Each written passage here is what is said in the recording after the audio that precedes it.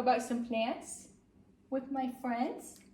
With our friends? I think they're your friend too. I was challenged by Christian from Crazy Plant Guy here on YouTube and also Instagram to do this video. Common plants are a topic I've been trying to focus on more on my channel here. Even speaking from personal experience, I know it can be really difficult to feel like an actual part of this community that people value unless you're always flaunting these rare, expensive plants. Because just because a plant is expensive doesn't mean it's really rare. I think a big group of us just want everybody to feel welcome in the community no matter what plants you have and to find joy in the plants we have instead of just always wanting the next plant fad trend. This is definitely not meant to put down or shame anybody for spending higher amounts of money on plants by any means. We all have our vice. Some people buy hundreds of dollars of handbags and shoes and makeup and things. Some of us buy plants.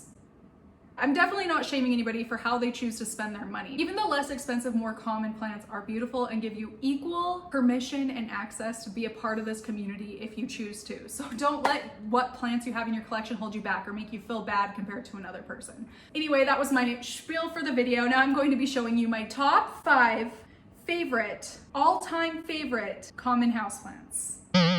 Let's go. Number 1, Scindapsus Pictus Exotica. I mean, I find all plants beautiful, but this one especially. So once you get this in some light, I'll try and insert some footage. It just has the most beautiful sheen ever. I love how the leaves curl to tell you that it needs watering, or also if it's overwatered, it'll curl as well. So just kind of keep track of your habits and see how the plant is responding. I love how lush this plant gets over time, and the leaves get incredibly huge, which for a lot of vining plants like this, the leaves, if you leave them hanging instead of giving them something to climb up, typically stay small.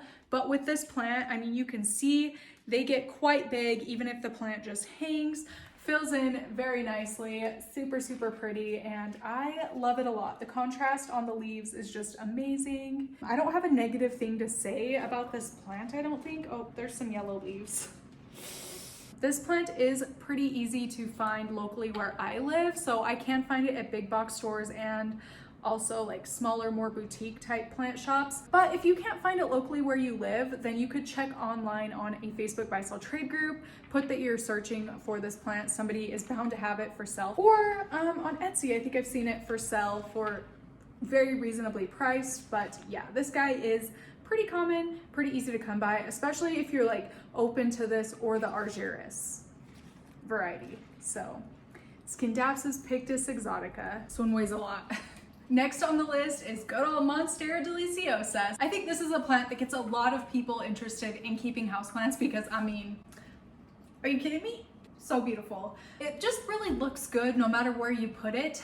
This plant in particular grows very, very easily, super forgiving. Of course, it's beautiful, like I've said 5 billion trillion times. I mean, we can all see it's beautiful. I don't think I've ever met anybody that doesn't like a Monstera. Do any of you not like the way Monstera deliciosa looks? If so, leave a comment, I'm interested. But anyway, I cut this plant completely back at the beginning of summer because it was next to a plant of mine that had spider mites and I didn't want to deal with it. So I just cut all the foliage off, threw it away, and then I treated the soil only, so it was just like less to focus on to make sure that the spider mites were gone. Anyway, they're gone, and the plant has grown quite a bit. So I did cut this back in May, and it is now August, and this is what it looks like. It's actually a little bit thirsty. This leaf is droopy.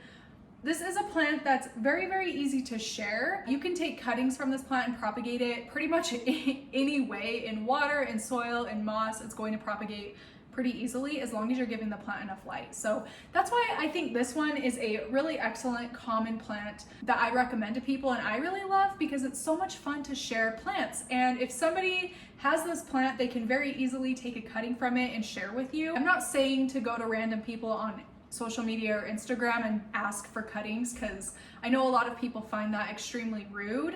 But if you go again on Facebook buy sell trade groups, buy a cutting of this or swap with somebody, chances are you're going to be able to find it for very affordably. It's such a cool plant. Highly recommend. It's so hyped. This plant is so talked about and so hyped, and I'm pretty sure like 99% of people know and love this plant, and I still don't feel it gets the recognition it deserves because okay, it does. It gets enough recognition, but it is a really, really awesome plant. I mean, that leaf, it's so big. And I love when new leaves unravel on this. So this one here, you can see is actually getting a new leaf there. And it's going to be very holy. You can see it. I'm excited for that to happen. Monstera deliciosa. Oh, she purty. She purty. Ugh, it's heavy and I'm weak. Any guesses? Any guesses? White butterfly Syngonium. Syngonium are a plant type that don't get the recognition overall that I feel they deserve. They are some of my favorite plants to collect. I have so many different arrowhead varieties and I love them a lot. So this is actually a plant that started as one single cutting from my grandmother's plant.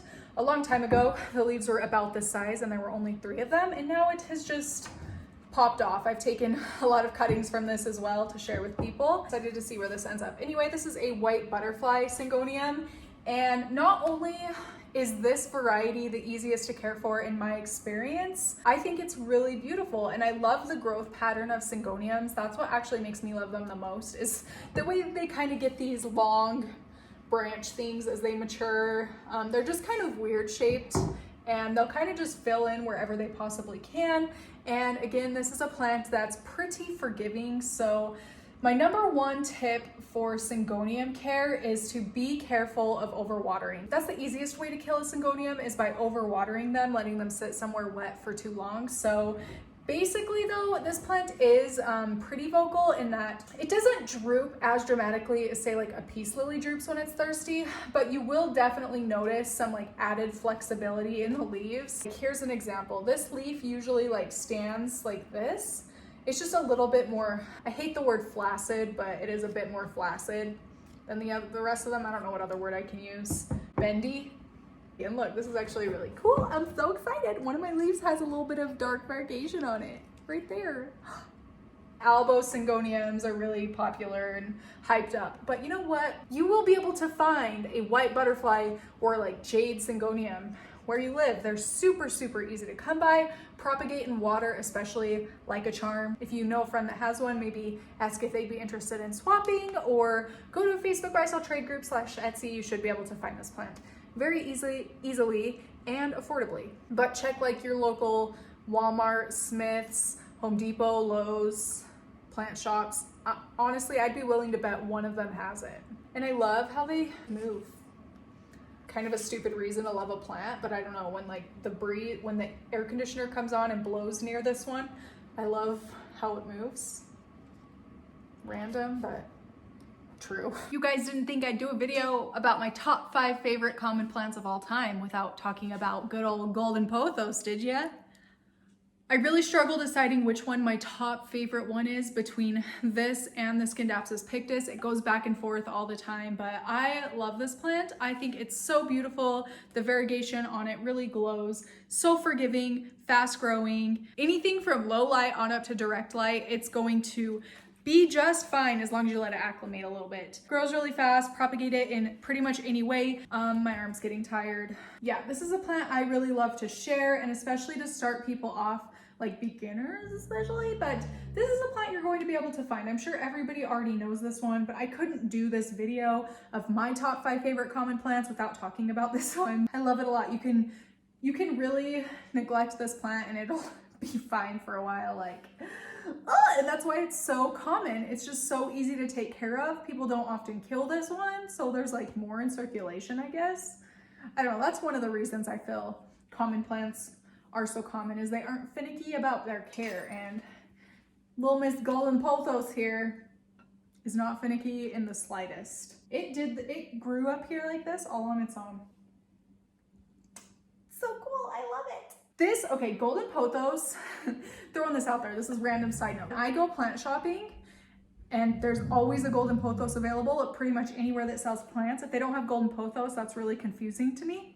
Even though I already have so many at my house, once I see one out in the real world, out in public, I have a hard time like getting it out of my head, and Pretty much if I see a golden pothos, I want to buy the golden pothos. I don't know what it is. They look very unique from one another, and I'm very quick to form an emotional attachment to golden pothos over any other plant. Well, golden pothos and Monstera, but mostly golden pothos. That leaf is especially stunning. Wouldn't you say? I hate the word stunning, but it is. Beautiful, incredible, awesome, you're pretty.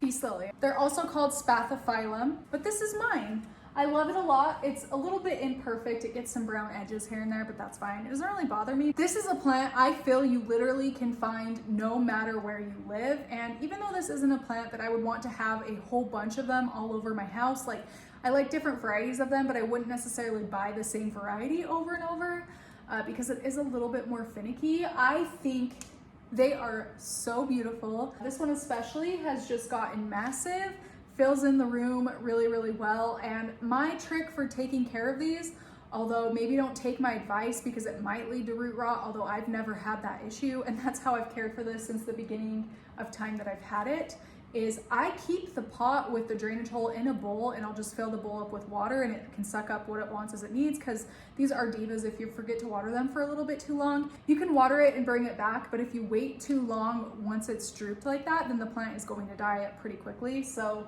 yeah, I just keep it in a bowl and keep some water in there and it's done fine, although I could see it leading to root issues, so maybe don't do that yourself. If you do end up trying that, it's worked for me, but it may not work for you, so don't get mad at me if your peace lily dies and you did that, please.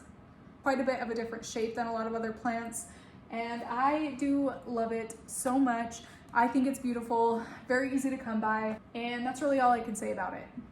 Peace lily. So those are my top 5 favorite common plants of all time, hands down. There are some honorable mentions as well. Maybe I'll quickly go through the honorable mentions. I'll insert them here. Honorable mentions. These are some of the plants that I thought to consider in my top 5, but they didn't quite make the cut, but they are still beautiful and I love them a lot. And you should be able to find them where you live. Like I said before, I'm extremely interested to hear what your top 5 favorite common plants are and why. So I will be looking out for your comments down there. And yeah, that is it for this video. Thank you so much for watching, and I will see you in my next one.